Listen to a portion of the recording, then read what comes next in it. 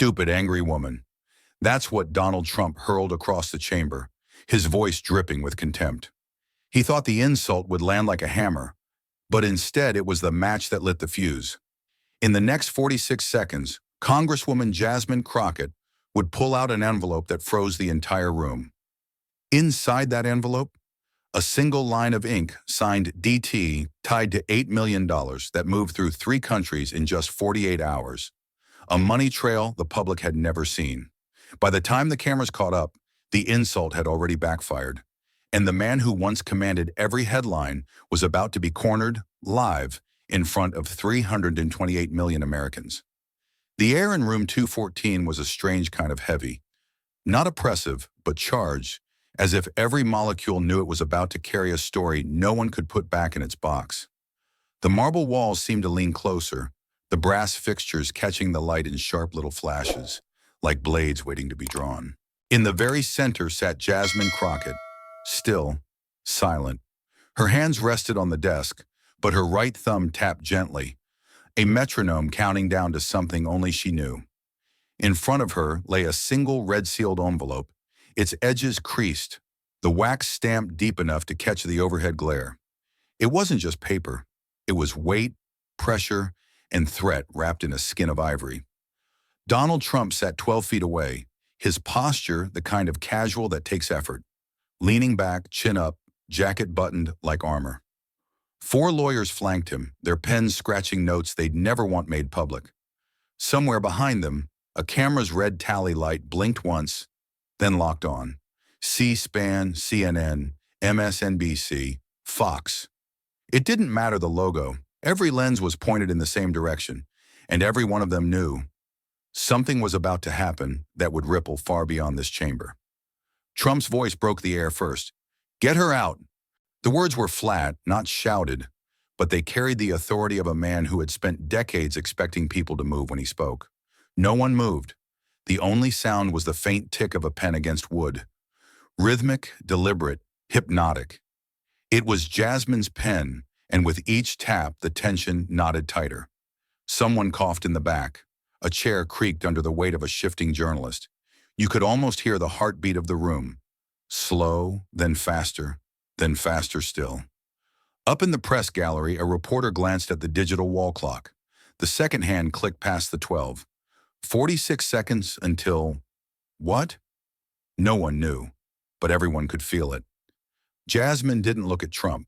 Her gaze stayed fixed on that envelope, as though she could already see the ink inside bleeding into the future. Trump leaned forward now, elbows on the desk, his cufflinks catching the light. Gold eagles, wings spread wide, talons clutching nothing.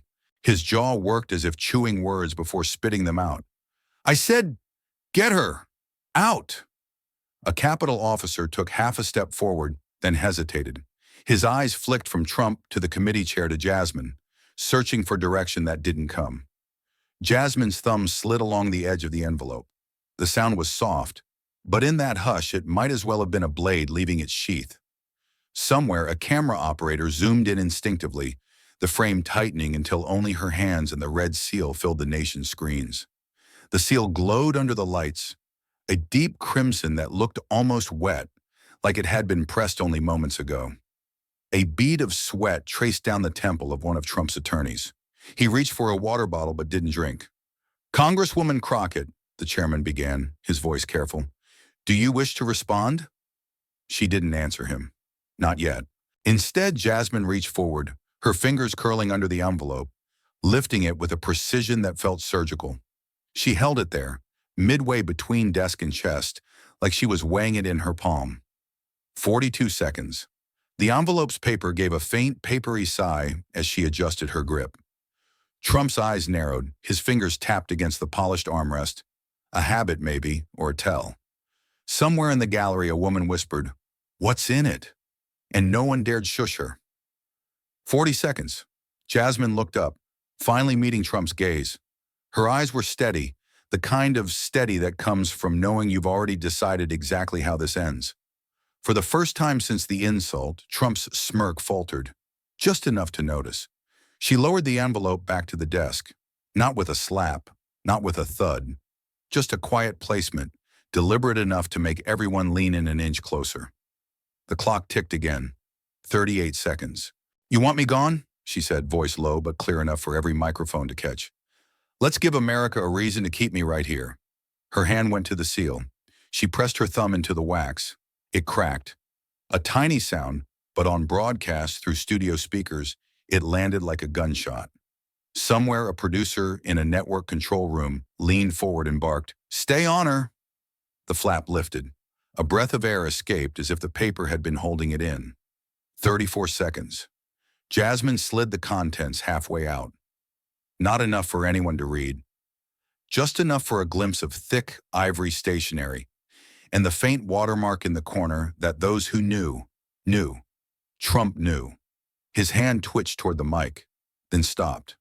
The envelope rested on the desk again, the letter peaking like a loaded chamber. She didn't rush. She let the weight of it hang in the air, the way a storm hangs just before the first drop falls. 30 seconds. Trump exhaled through his nose, sharp and impatient. Jasmine looked past him, toward the rows of cameras, and for the first time, a small smile curved her mouth. Not amusement, resolve. The seconds kept falling away, each one louder than the last. Somewhere in the back, a marble column carried the echo of a faint, nervous footstep. 28 seconds. She slid the letter fully free now, holding it between both hands, the way you'd hold a fragile photograph or a dangerous secret. Her eyes dropped to the ink, and when they came back up, they were colder. 26 seconds. Trump shifted in his seat. A muscle ticked in his jaw. Jasmine tilted the paper toward the document camera, not yet revealing, just letting the anticipation climb another rung. The hush was so deep you could hear the faint electrical hum from the overhead lights. 24 seconds. "Mr. Trump," she began, her tone almost gentle, "I believe this is yours." And in that moment, every person in the room knew. The insult had not just backfired, it had detonated. The explosion wasn't sound. It was the sudden, invisible shift in the air. The kind you feel in the pit of your stomach when a tide turns against someone who thought it never could. Room 214 revealed itself in full now.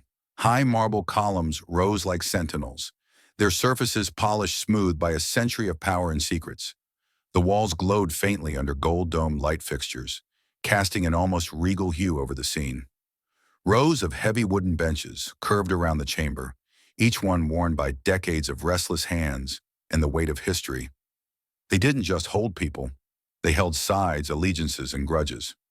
Above, the gallery was crowded with cameras, their black lenses like 100 unblinking eyes. Motorized mounts purred softly as they tracked every movement, their operators breathing slow to keep the frame steady. This wasn't a hearing anymore. It was a coliseum, and in this coliseum, Donald Trump entered like a returning emperor. The kind who doesn't simply walk in, but allows the room to absorb his presence before he speaks.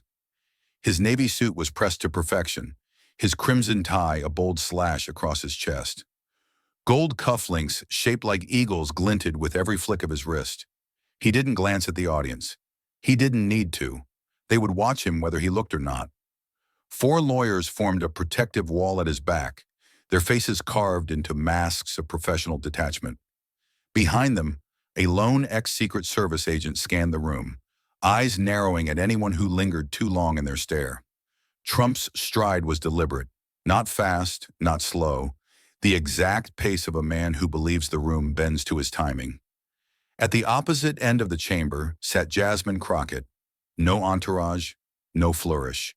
Her navy blue suit fit her like resolve itself, the fabric holding its shape as though it refused to wrinkle under pressure. Her hair was pulled tight, a silver TX30 pin the only ornament. If Trump was the emperor, Jasmine was the executioner waiting for the signal. Calm, immovable. She didn't track his approach. Her gaze was fixed on the desk in front of her, and the envelope that had already shifted the air once today. Trump reached his seat, leather creaking as he settled in. He leaned back, hands clasped loosely, chin lifting just enough to catch the cameras at a flattering angle. The murmur in the gallery dulled to a low hum. Even the creak of wood under shifting bodies seemed cautious, as though the room itself understood it was part of the spectacle now. Somewhere in the back, a reporter scribbled a note. "This feels like a trial the law didn't schedule." The chairman cleared his throat, his voice carrying over the hush. Today's proceeding, he began, will focus on the integrity of financial disclosures, campaign-related PACs, and potential conflicts of interest involving former federal officials. Everyone knew what that meant. No one needed the name. Trump crossed one leg over the other, the leather sole of his shoe catching the light. It was a gesture of ease, but his fingers drummed once on the armrest, a rhythm too sharp to be casual. Jasmine didn't move. Her stillness was louder than any gavel. If this was a gladiatorial match, the sand in the hourglass had already begun to fall. A camera somewhere zoomed tighter on Trump's face. The close-up showed the faintest twitch at the corner of his mouth. Not quite a smile, not quite a frown. He leaned toward one of his lawyers, whispered something, and received a nod in return. The kind of nod that means we've rehearsed this. Jasmine's eyes flicked once toward the movement, then back to her envelope. Her pen lay perfectly parallel to the folder beside it, as if the geometry of her desk was part of her armor. The golden light above caught the red wax seal again, casting a tiny flare that made one photographer's shutter click by reflex. Trump's gaze snapped to the flash, then to Jasmine, and held. The air between them was a taut wire. One wrong step, one wrong word, and it would snap. Somewhere, the faint mechanical whir of a focusing lens cut through the quiet. A network producer in a control booth mouthed, "Stay on them both." If the emperor and the executioner had been waiting for the same moment, it was almost here. Trump's smirk returned. Smaller this time, tighter, as if he were preparing for his first strike. His voice, when it came, was a low rumble meant for the mics and the mics alone. "This woman," he said, tilting his chin toward Jasmine, "has made it her mission to divide this country. She's not here for oversight, she's here to grandstand. A problem for America." A beat of silence followed, deliberate, a performance of power. But in this marble arena, every performance is also a gamble. And Jasmine Crockett was already holding the next card. Her fingers brushed the edge of the envelope, the faint scrape of paper on wood somehow louder than the insult. No one breathed. The marble columns stood like ancient witnesses.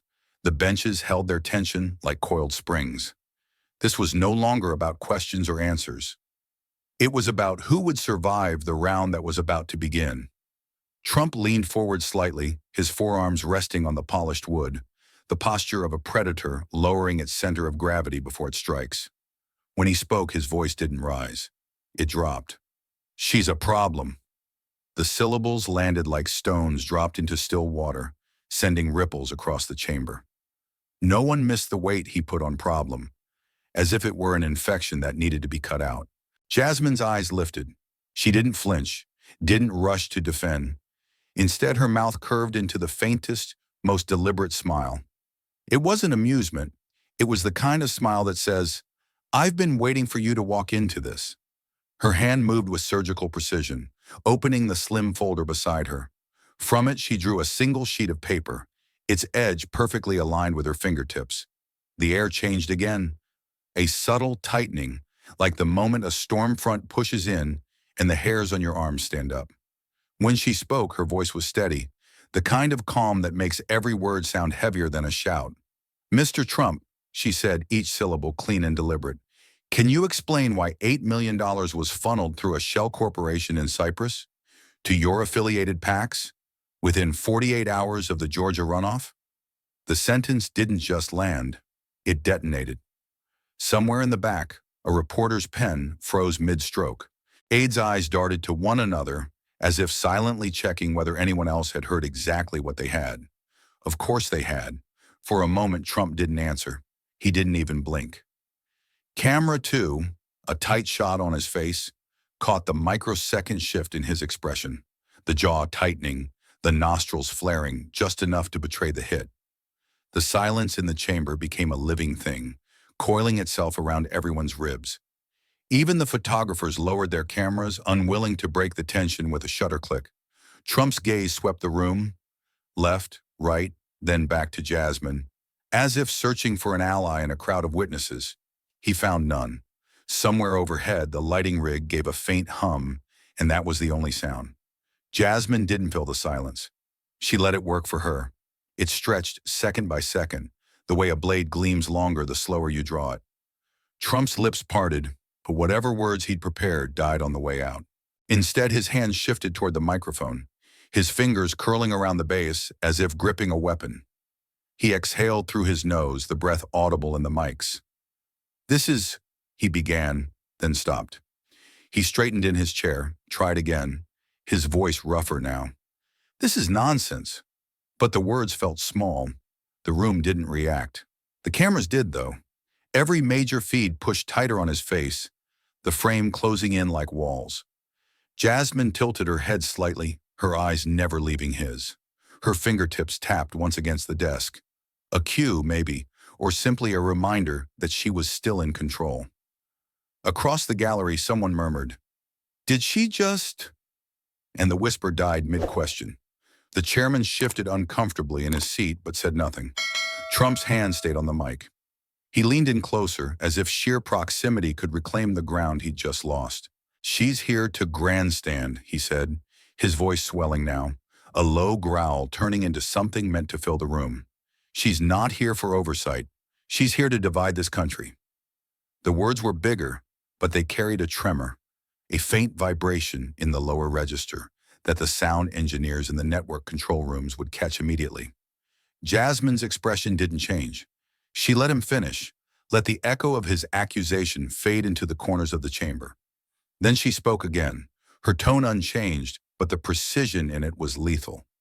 "Division," she repeated. "Is that what you call money crossing 3 borders, through 2 shell companies, into your political war chest, while American voters were still standing in line?" It wasn't a question meant to be answered. It was a scalpel meant to cut.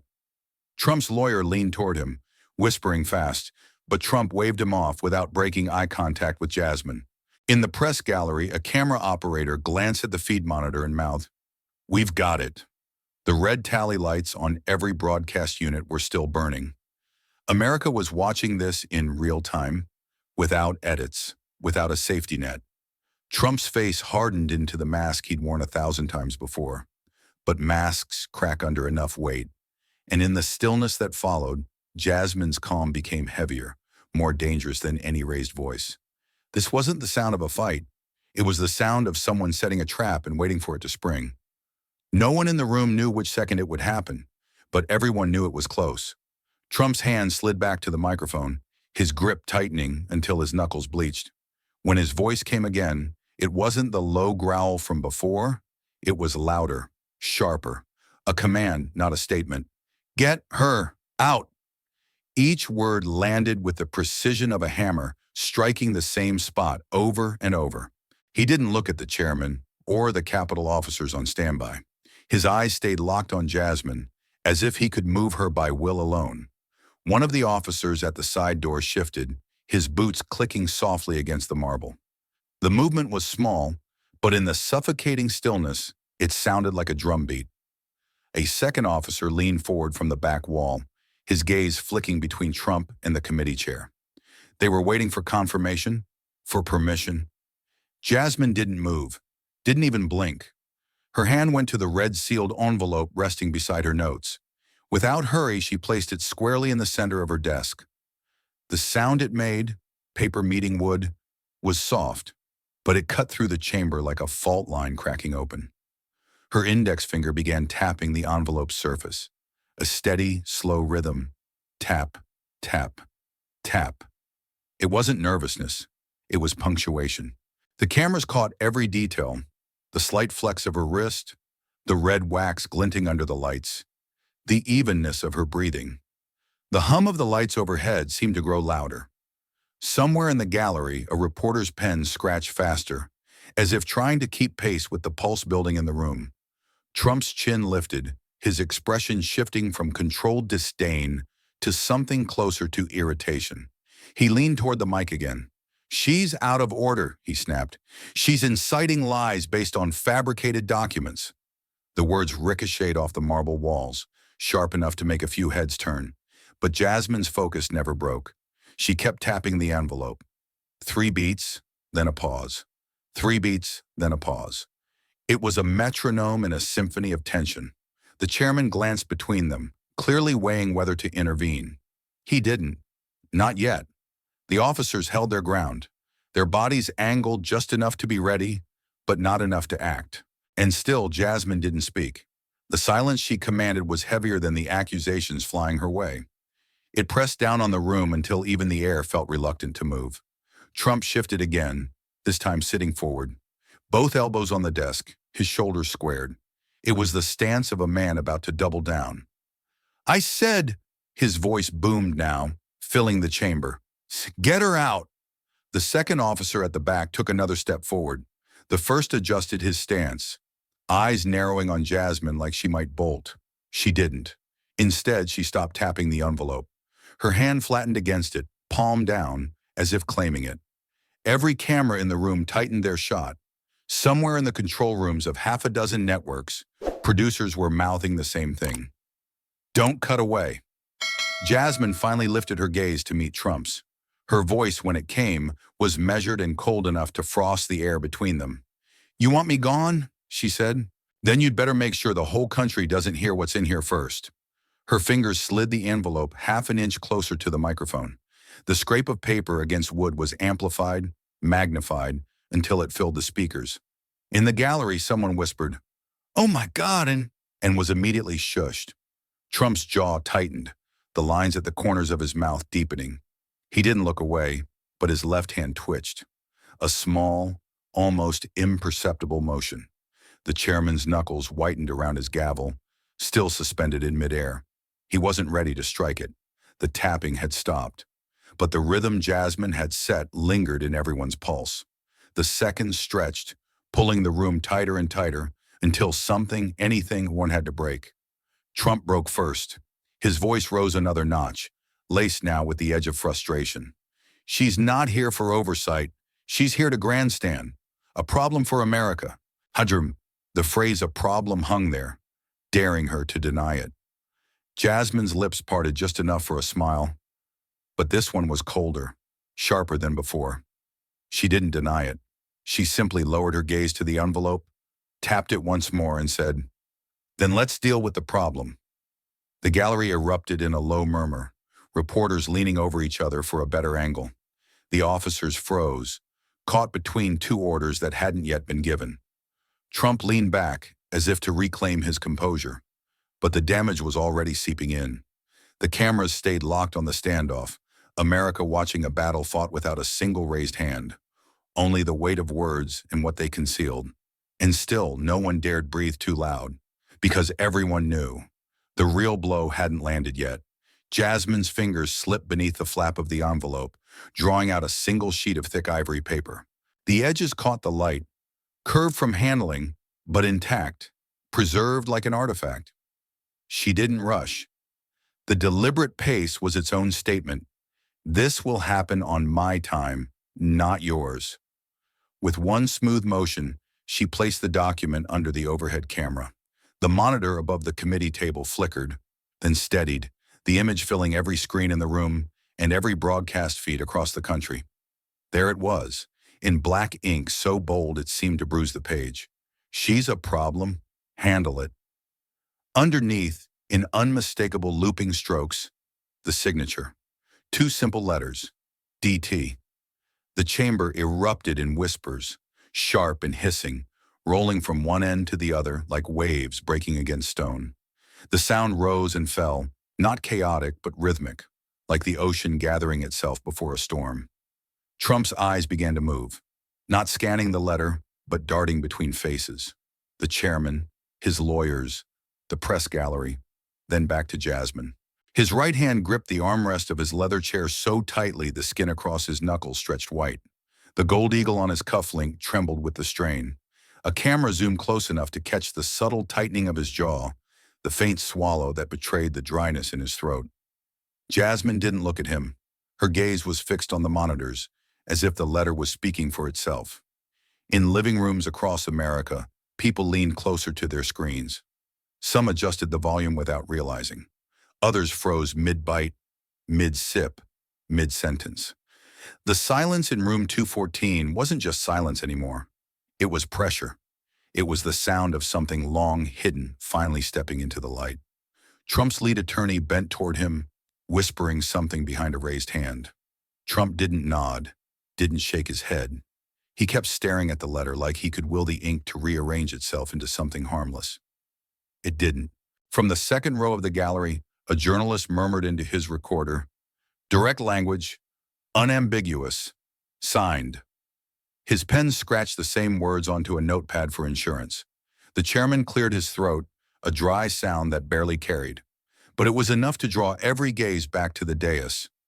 "Congresswoman Crockett," he said carefully, "for the record, can you confirm the source of this document?" Jasmine turned her head slowly toward him. Her voice was even, but the edges carried steel. "This letter," she said, "was delivered anonymously to my office 3 weeks ago. Independent forensic analysis confirms the ink is less than 6 months old, and the signature matches 6 authenticated White House correspondences, down to the pressure points in the capital letters." She let that last phrase linger, the specificity of it cutting through any attempt to dismiss her claim as vague. Gasps rippled through the room again, softer this time, but sharper, like the sound of glass cracking.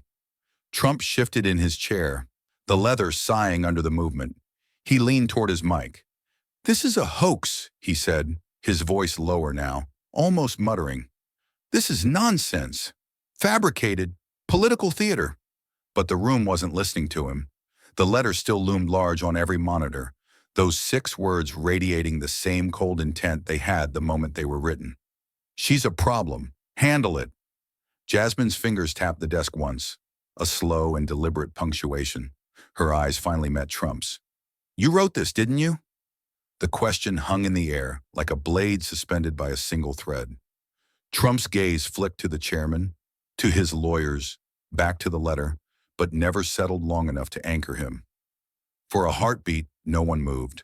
Even the officers at the edges of the room seemed caught in the moment, their focus locked on the silent duel between the 2 figures at the center.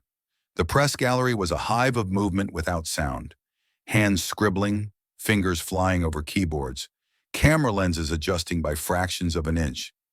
In control rooms across the networks, producers spoke in urgent half-sentences. "Stay tight on him. Split screen with the letter. Don't cut." Jasmine didn't break eye contact. Her voice, when it came, was quieter than before. A scalpel after the hammer blow. "You wanted me gone. But maybe the letter inside this envelope is what finally gets you out." The chamber seemed to inhale all at once, a collective breath drawn sharp enough to sting. Trump's expression froze, the practiced mask holding, but the eyes betraying a flicker of something deeper. Not fear, recognition. He knew this was no longer a skirmish. It was the first deep cut. The gallery's whispers began again, spreading outward, finding their way into the hallways beyond, into tweets, into texts, into news alerts that would light up phones before the hearing was even over. Somewhere in the back, a lone voice whispered, "This just turned." And it had. The moment the ink hit the screen, the battlefield shifted. Now it wasn't just Jasmine versus Trump. It was the letter versus everything he'd built to keep it from ever being read. For a moment, the chamber stayed suspended in that reality. No movement, no sound beyond the low electrical hum of the broadcast lights. Then from the far right of the gallery, a chair scraped against the marble. A figure rose slowly, bracing one hand on the bench for balance. She was older, hair pulled back in a neat twist, her navy skirt suit the kind that had seen decades of official corridors. A silver brooch caught the light at her shoulder. Not ornamental, but the quiet badge of someone who'd spent a lifetime near power without ever trying to be it. Eleanor Finch. She didn't need an introduction, but the murmur that rippled through the gallery confirmed that everyone recognized her.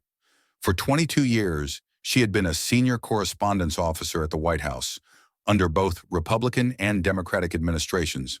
Her job had been to handle the words no one else could afford to get wrong. Condolence letters, historic proclamations, declarations that could end wars or start them. Now she was walking, slowly, deliberately, down the narrow aisle toward the committee floor. The clicking of her low heels echoed with each step, louder than it had any right to be. She stopped beside the document camera, her eyes never leaving the blown-up image of the letter on the monitors. Her voice, when it came, was calm, certain. "It's his," she said. "No doubt." The simplicity of it made the air feel thinner. There was no flourish, no caveat, just the steady conviction of someone who had spent decades reading the same signature. Trump's head turned sharply toward her, the movement stiff. His eyes narrowed, but he didn't speak. Eleanor didn't look at him. She leaned slightly toward the mic in front of the clerk's desk. The pressure on the capital S, the tail on the T, the weight distribution on the downstroke. It's all consistent. She gestured toward the loops in the signature, her finger tracing the air above the monitor. "I've verified this hand hundreds of times. I could pick it out blindfolded." The chairman's voice came, tight with formality. "Miss Finch, for the record, you're prepared to testify under oath?" She straightened. "I don't need an oath to tell the truth. But yes, I am." Somewhere in the gallery, a camera shutter clicked 3 times in quick succession. The sound was followed by the faint whir of a zoom lens adjusting, zeroing in on Eleanor's face. In living rooms across America, viewers were leaning closer, sensing that something irreversible had just been said. Trump's lawyer shifted uncomfortably, flipping through a binder as if the right tab might somehow undo what had just been spoken. But before the silence could stretch too far, another screen in the room flickered to life.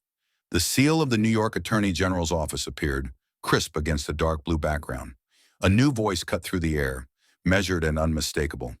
"Letitia James, Attorney General of the State of New York." Her image filled the auxiliary monitor, composed, framed perfectly in front of her office's insignia. She didn't bother with preamble. "For the record, my office authenticated that letter 7 weeks ago. Ink analysis confirms it originated between February 14th and 21st of this year. Handwriting matches 3 separate White House correspondences from Mr. Trump's post-presidency period. And yes, he signed it." The words dropped like stones into the chamber. Gasps followed almost immediately. Not scattered, but unified, a collective release of air from dozens of lungs at once. The chairman leaned forward toward his mic. "Madame Attorney General, are you stating that your office conducted a private investigation into this document?" "Yes," Letitia said, her tone unflinching. "We were conducting a broader inquiry into irregular campaign PS activity connected to foreign entities. The letter was submitted anonymously, attached to a confidential witness deposition. We verified its legitimacy, but political pressure prevented us from disclosing it publicly until now." Her last 3 words, "until now," seemed to reverberate against the marble. Trump's posture shifted for the first time in minutes. He leaned back, arms crossing over his chest, the movement defensive despite his effort to appear in control. "This is absurd," he snapped. "A witch hunt. Classic Letitia. Manufacturing lies with the help of a congresswoman desperate for attention." Letitia's expression didn't change. She leaned forward slightly in her frame.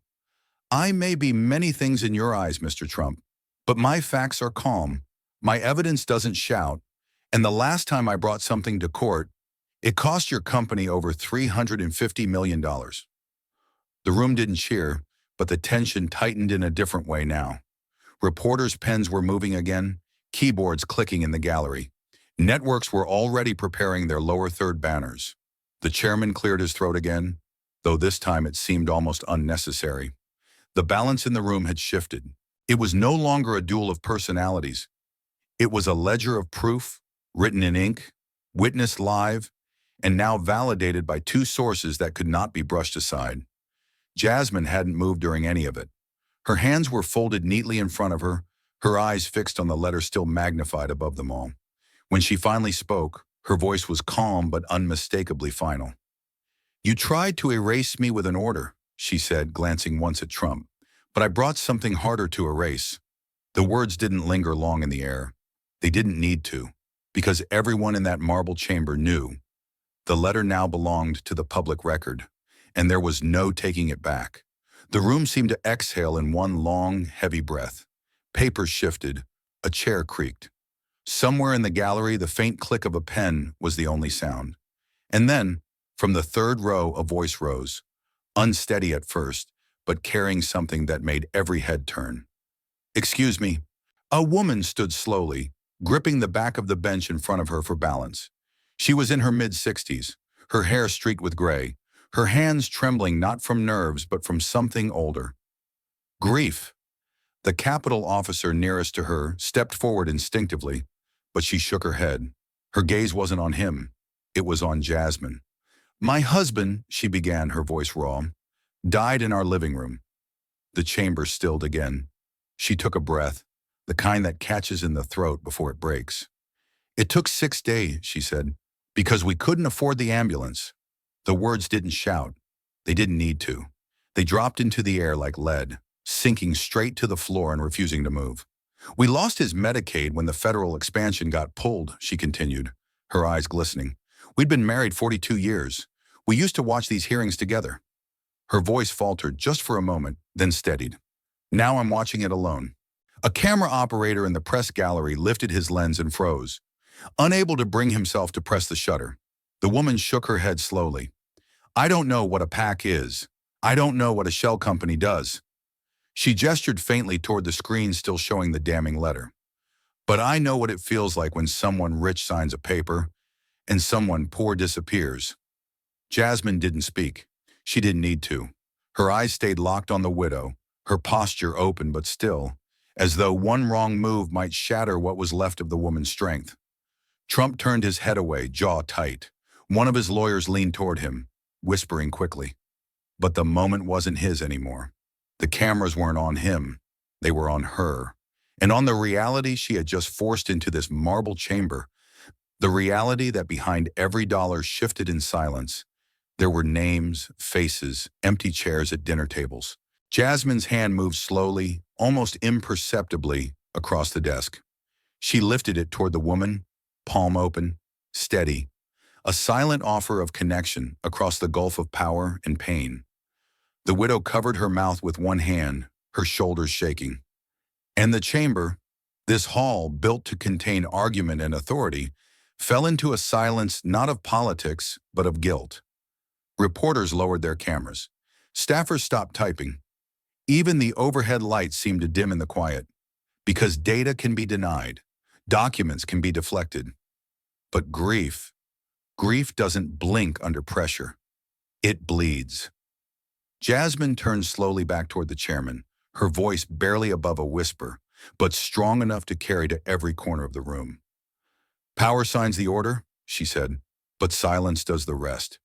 Her eyes flicked toward the smaller monitors lining the bench, each one still displaying financial records, corporate transfers, dollar amounts moving in shadows, pages of motionless numbers. "And while money traveled the world," she continued, "people like her husband were dying in plain sight." The widow lowered herself back into her seat, but the damage had already been done. She had taken this hearing, this careful construction of legal procedure, and ripped the floor out from under it. Jasmine turned her gaze to the cameras now, not to speak to politicians, but to indict the audience beyond the lens. "How many more families," she asked, "were handled quietly while the cameras pointed somewhere else?" No one had an answer, and maybe that was the answer, because deep down they all knew. This wasn't just about one letter, one transfer, one hearing. It was about all the names that never made it into the record, all the stories that never reached a microphone. Jasmine sat back down, her hands folding again, her breathing even. She didn't look at Trump. She didn't need to. The story had already left him behind.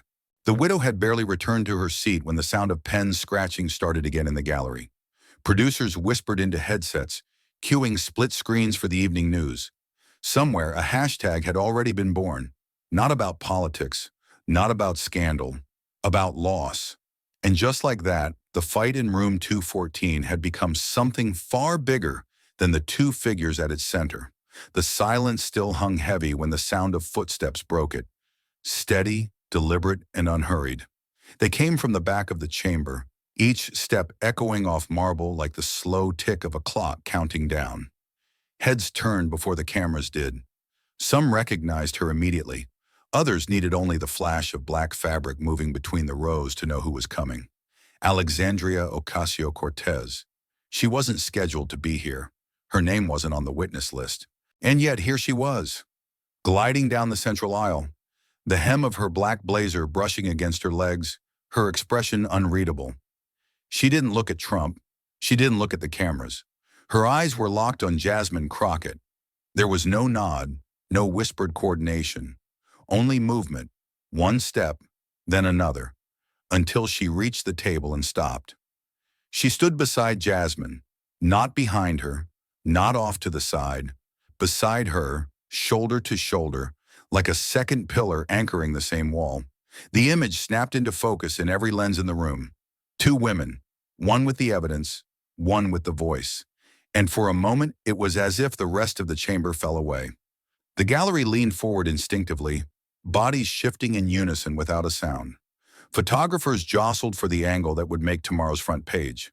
Trump let out a short, humorless laugh, the kind meant to puncture a moment he couldn't control. "Well," he said into the mic, "perfect, a socialist tag team." He let the words hang there, waiting for the chuckle, the ripple of agreement from friendly corners. It didn't come. The only sound was the faint mechanical whir of a camera zooming tighter on his face. The rest of the room stayed still, the moment refusing to break. AOC's lips curled into the faintest smile, not amusement, not mockery, but recognition. She stepped slightly closer to the mic in front of Jasmine. "I'm not here to testify," she said evenly. "I'm here to support the Congresswoman from Texas in submitting further evidence. Since some members of this body seem determined to ignore the ones already screaming at us in plain sight." The phrasing was calm, measured, but the undercurrent was unmistakable. It hit the room with the quiet force of a weight dropped from height. Trump shifted in his chair, one elbow propped, eyes narrowing. He tried again. "What's next? You going to hand out food stamps and cry on cue?" The dig was meant to land like a punch. It didn't. AOC's smile deepened by a fraction. "I've cried before, Mr. Trump," she said, her voice cutting without raising. "Usually while watching my constituents bury loved ones because your policies bled their wallets dry." A murmur rolled through the gallery, soft, restrained, but impossible to miss. She turned to Jasmine then, pulling a slim, sealed folder from under her arm. The seal bore the emblem of the New York Bureau of Financial Enforcement. Without a word, she slid it across the desk. Jasmine opened it, drawing out a single page and placing it under the document camera. The monitors lit up with a wire transfer order, dates, account numbers, and a signature from a PAC executive now facing federal indictment. The dotted lines traced directly to the same shell company already tied to Trump International Ventures. Gasps erupted this time, sharper than before. The kind that come when patterns stop being theory and start being fact. Trump's hand twitched toward the mic again, but AOC spoke first, her voice gaining just enough volume to ride over him. "This committee is not just a stage," she said. "It's a mirror. And if we don't show the people what's in that mirror, then we are not representatives. We are accomplices." The word accomplices landed hard, ringing against the marble with a finality that made even the stenographer pause mid-keystroke. Jasmine, still silent, glanced down at the folder, then back at AOC. A small nod passed between them. Acknowledgement, not celebration. The two of them stood there, framed together by the lenses of every network, their presence stretching beyond the boundaries of the room. Trump leaned back, forcing a smirk, but the posture read defensive now, not dominant. He could feel it. The moment had shifted again, and not in his favor. Because now it wasn't just Jasmine with her envelope. It was Jasmine and AOC, two distinct voices joined in one visual. The kind of image that can't be unmade once the public has seen it. The chairman cleared his throat, shuffling papers as if to reclaim control. But even he knew the room wasn't his anymore. It belonged to them, and the cameras, and the millions watching, who understood, without anyone saying it, that sometimes power isn't a solo performance. It's standing beside someone and refusing to move. Jasmine didn't break the moment. She didn't speak. Instead, she reached down beside her chair and lifted something heavy onto the desk. The sound it made, a low, solid thud, seemed to ripple through the chamber. It wasn't paper in a folder. It was something denser, a binder, black, thick, its spine reinforced with steel corners. Across the front, stamped in red block letters, "Confidential." The word bled against the leather cover like a warning. A capital A's head snapped up. Trump's lead attorney shifted in his seat, suddenly alert. Jasmine didn't glance at either of them. She opened the binder to a bookmarked page, her movements deliberate, as though each turn of her hand was another notch ratcheting the tension higher. A single document slid forward under the overhead camera. The screens came alive with the image. A federal land transfer approval form, the signature at the bottom in unmistakable blue ink. Donald J. Trump. At the top, the beneficiary was listed as an agricultural front company in South Dakota. But halfway down the page, in the fine print, the true owner was revealed. A non-profit shell group flagged by the FBI in 3 separate counterintelligence bulletins. A faint murmur rippled through the room, not the kind born of confusion, but of recognition. Several staffers leaned toward their colleagues, whispering in clipped, urgent tones. Trump's eyes locked on the screen. For a heartbeat, his expression didn't change. Then abruptly, he pushed his chair back and stood. The scrape of metal chair legs on marble was sharp enough to make several people flinch. "This is garbage," he barked, his voice ricocheting off the high ceiling. "You have no clearance for that document. You can't even say that out loud. This whole thing is illegal." The force in his voice didn't mask the edge underneath. A tremor that wasn't quite anger and wasn't quite fear, but something uncomfortably close to both. Jasmine remained seated, her gaze steady. "That's incorrect," she said evenly. "Section 400B of the Oversight Mandate allows any member of Congress to present classified Inspector General findings in a closed hearing." She let the pause hang just long enough for the words to land. Unless, of course, they've already been aired, accidentally, on public record. A ripple of restrained laughter flickered through the gallery, quickly dying under the weight of the moment. Trump leaned forward on the desk, his hands gripping the edge. His lawyer tugged at his sleeve, whispering urgently, but Trump shook him off. "We're done here," he snapped. "This is over." He turned toward the side door, the red tie swaying sharply with his movement. But before he could take more than 2 steps, the screen behind him flashed crimson. Motion to compel.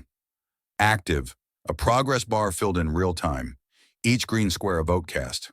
1, 2, 5, 12, 20. A mechanical beep accompanied each confirmation, the sound crisp and final.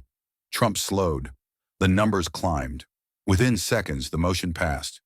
Bold white letters replaced the progress bar. Return to seat immediately. Witness under order. The air in the chamber seemed to constrict. Every eye turned toward him, not in debate, but in enforcement. Jasmine finally rose, binder still in hand. Her voice was low, but it carried. "You don't get to walk out now, Mr. Trump. Congress just voted. You're not a guest anymore. You're a witness under order." Trump froze, his back half turned. The posture of a man caught between fight and flight. Jasmine took a step forward, the binder balanced easily in her grip. "You signed away protected land to a company flagged by federal counterintelligence. Then you tried to bury it." Her eyes locked on his. "That's not a disagreement. That's national security." For a long moment, he didn't move. Then slowly, he turned back toward the table, each step deliberate, jaw tight enough to grind stone. When he sat again, the leather groaned under the shift of weight. The cameras caught every detail. The narrowed eyes, the clenched hands, the slow exhale that said more than any denial could. Jasmine set the binder down between them. "This," she said, tapping it lightly, "isn't just evidence. It's a mirror. And the worst part about a mirror, Mr. Trump, is you don't get to control what reflects back." The room stayed silent, but the shift was palpable. It was no longer about her versus him, or even about the letter. It was about the slow, unstoppable unveiling of things meant never to see daylight. And the binder was only open to page 1. Before anyone could speak, the sound of heels clicking against the marble cut through the air. They were quick, sharp, but measured. The stride of someone who knew exactly when to arrive. From the side door, a woman emerged, dressed in a slate gray suit, her hair pulled back into a precise bun. She carried nothing but a small silver flash drive, pinched between her thumb and forefinger as if it were the most dangerous thing in the building. Elise Warren, former deputy communications aide to the Trump White House. The same Elise Warren who had vanished from public view 18 months ago after resigning for personal reasons. No one had expected to see her again, and certainly not here. She walked straight to the clerk's desk without looking at Trump.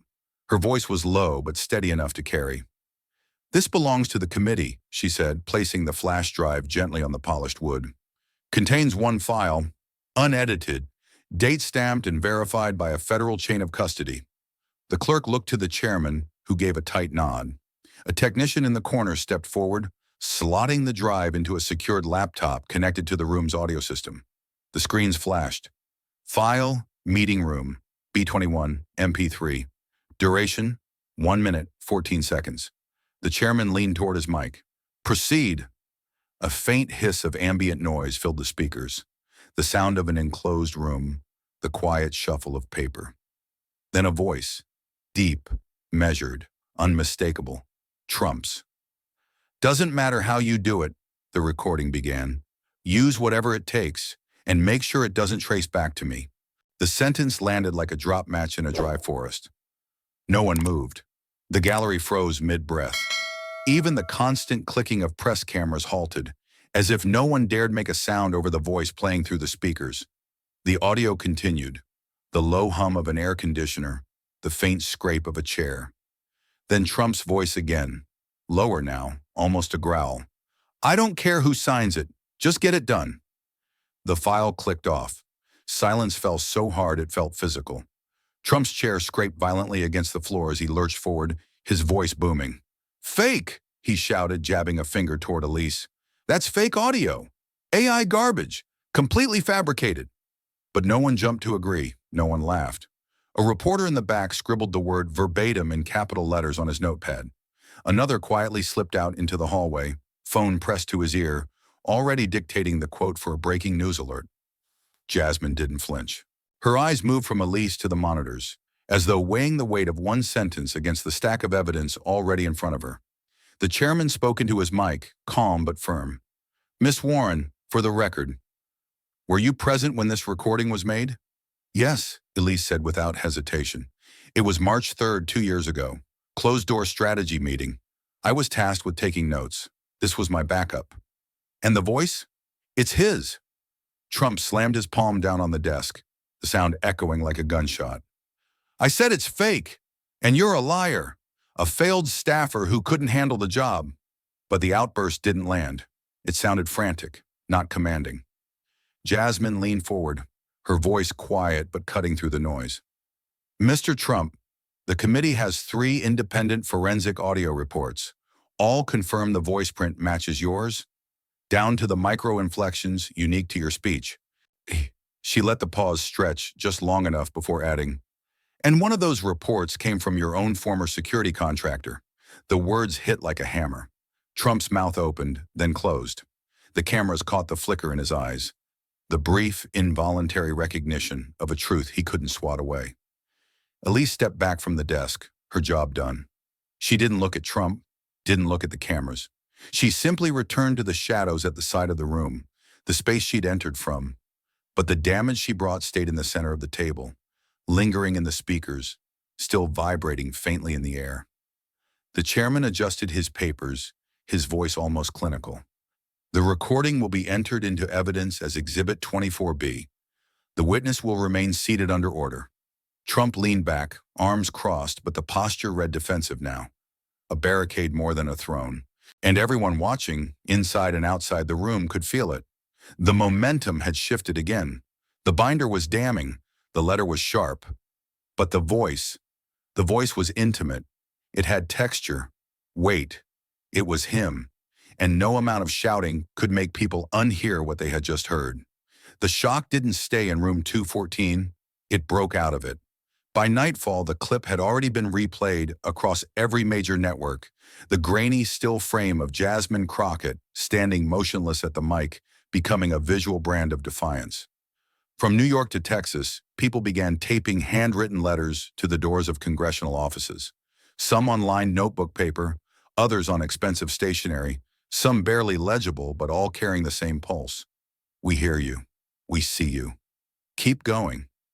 In Houston, a man climbed a ladder at midnight to hang a white bedsheet from an overpass, the words painted in bold red. She's a problem, and we're proud. Aki. By morning, a dozen more had appeared across the country.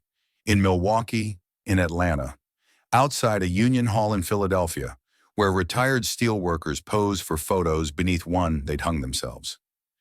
Cable news ran the banner footage of the binder being slammed onto the table, cutting it against the audio clip from Elise Warren's flash drive.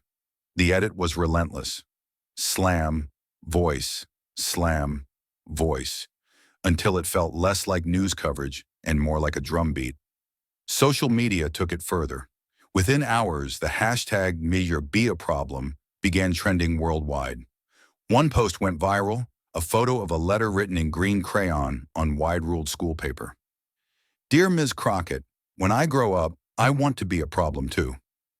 Love Hannah, age 11. The photo was shared over 3 million times. By the second day, the little girl's words were being printed on shirts, mugs, and protest signs. In Brooklyn, a cafe scrawled it on their chalkboard menu. In Oakland, a muralist painted Jasmine's profile alongside the quote, "The binder clutched to her chest, eyes forward." In Dallas, Trump's old political hunting ground, a crowd gathered on the courthouse steps, holding signs not just with slogans, but with dollar amounts. Each figure represented medical bills, foreclosure totals, or lost pensions, tied back to policies approved under his watch. It wasn't just protest anymore. It was accounting. In the Midwest, farmers printed the quote across the sides of hay bales. In Boston, a retired librarian spent 2 days typing, "She's a problem and we're proud" in 72-point font and mailing a copy to every sitting member of Congress. Jasmine saw none of it in real time. Inside the Capitol, her world was still the binder, the letters, the recording, and the cold, deliberate pace of a hearing designed to crush under procedure. But outside, the country was moving at a different rhythm. Fast, messy, loud. On the third night after the hearing, a late-night host replayed the exact 17 seconds of her standing perfectly still after the audio clip ended. No flinch, no gloating, just stillness. He told his audience, "That's the look of someone who knows history's in the room, and she's holding the pen." The crowd in his studio erupted, but the clip wasn't about applause anymore. It was about repetition. By the fourth replay, the silence after her stillness felt like its own weapon. In a small living room in rural Kansas, Hannah, the 11-year-old who wrote the crayon letter, sat cross-legged on the carpet with her mom, watching Jasmine again. "She doesn't look scared," Hannah whispered. Her mom didn't take her eyes off the screen. "She's not." The movement wasn't organized, not yet. It was more like a voltage surge, jumping from person to person, city to city, until it felt like the whole grid might light at once. And under it all, the same sentence kept repeating, "She's a problem, and we're proud." In the hearing room, Trump sat slouched, the fight in his voice replaced with the measured grind of someone realizing the narrative was slipping beyond his reach. But outside, that slip was already a landslide. From the Bronx to Bakersfield, the shockwave was still building, picking up new voices, new faces, and new determination with every passing hour. The kind of thing you can't spin away, the kind of thing you can't buy back, and somewhere deep down, even he had to know. This wasn't just a bad week. It was the start of something he couldn't stop. The chairman called for final statements. Papers shuffled, microphones clicked. For the first time all day, the clock above the chamber doors seemed to move slower. Jasmine sat perfectly still, one hand resting lightly on the binder, the other folded in her lap. She didn't look at Trump. She didn't look at the gallery. She looked straight into the camera. The lens caught her in crisp focus. No background, no distraction, just her face and the steadiness in her eyes. "If I'm the problem," she said, her voice low, deliberate, each word spaced just enough to make it land. "Maybe I'm the answer." No one spoke, not even the chairman. She let the silence breathe, knowing it would carry farther than any applause could. And then she closed the binder. The sound, that dull, final thud, was the loudest thing in the room. She didn't thank the committee. She didn't offer a closing argument. She simply stood, pushed the chair in, and walked toward the exit. the cameras following her every step. As she reached the heavy double doors, the feed cut abruptly. Black screen. Only a voice remained. Hers, but not recorded in the chamber. Calm, direct. Will you speak up or stay quiet? The question didn't fade. It hung in the dark like a note that refused to resolve. Across the country, living rooms stayed still long after the broadcast ended. Older viewers, the ones who'd lived through marches, sit-ins, draft notices, and riots, sat back in their chairs, remembering the last time they'd been asked that question. Some thought of a protest they'd skipped because it was raining. Some remembered a coworker insulted in the break room and the way they'd kept their head down. Some thought of a vote they'd thrown away because they didn't think it would matter. In that quiet, the memories weren't comfortable. In Florida, a retired postal worker stared at the black screen on his TV and whispered to no one, "I should have said something back then." In Chicago, a grandmother folded laundry with the sound still playing in her head, feeling again the heat of 1968 when she'd been too scared to leave the porch. In Arizona, a Vietnam veteran rubbed the scar on his forearm, remembering a day he'd stood silent while someone else took the fall. The question kept repeating, will you speak up or stay quiet? It wasn't a slogan, it was a mirror. The same kind Jasmine had placed in front of Trump, now turned toward everyone watching. And in the stillness of that reflection, some began to decide. Phones lit up in kitchens, numbers were dialed that hadn't been touched in years.